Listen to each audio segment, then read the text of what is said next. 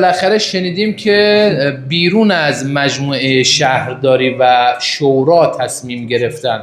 البته شهرداری هم بوده، ولی خب اون که من مطلعم شهرداری هم تمایلی به این موضوع نداشته، ولی این اتفاق شکل گرفته به هر دلیل.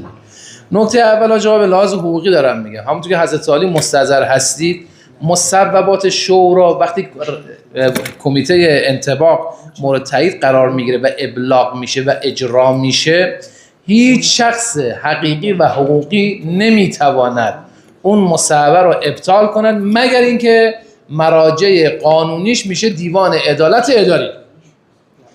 الان سوال من اینه که بابا ما اگر نماینده مردمیم اینجا، اگر شهرداری مدیر شهره، باید شهرداری و شورای رو تصمیم بگیرن. به هر دلیلی نمیشه که ما به یک باره بشنویم یه قرارداد یا فسخ شده یا اقاله شده، به هر دلیلی دوباره همون رو تو مزایده میذارن، به جایی که سال سوم 300 میلیارد تومان به شهرداری پرداخت بشه، به جایی که اگر قرار هم فسخ بشه یا اقاله هر چی بشه خسارت بده، نمیشه، یک طرفه انجام میشه، دوباره میذاریم تو مزایده، بعد میبینیم مبلغ 3 برابر هم بالاتر مشتری داره.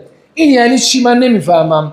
حساب کتاب اینها رو کی باید، یعنی به لحاظ قانونی و شرعی این وسط ما و شما باید پاسخگو باشیم یا بیرون تصمیم بگیرن؟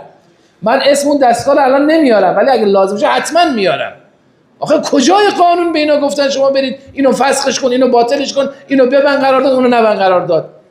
شرعاً اشکال داره، دخالت در امور نظارتی نمایندگان مردم. این خیلی ممنون، متشکرم.